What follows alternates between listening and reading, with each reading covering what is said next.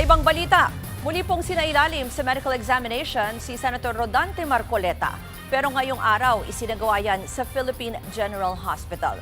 At live mula sa Quezon City, may expert report si Mobile Journal Jazz Paredes. Jazz, kamusta na ba ang sitwasyon nitong si Senator Marcoleta?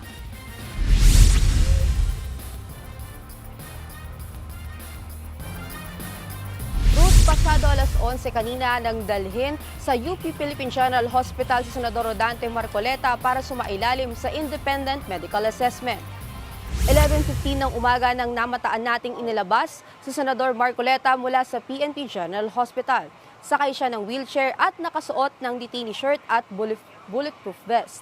Kinumpirma rin ng PNP na nakaposas ang senador. 11:49 ng umaga nang makarating ang senador sa PGH sa Maynila.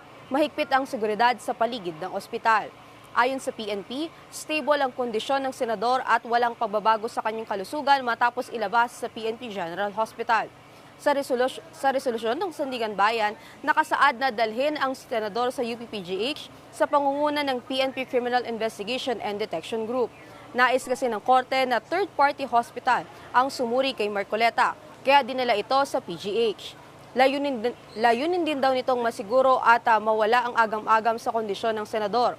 Bahagi rin daw ng security protocol ang pagpapasuot ng protective vest kay Marcoleta. Pakinggan natin ang pahayag ng PNP.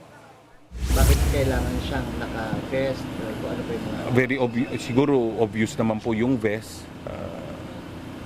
Protection po sa kanya yan. Any eventuality.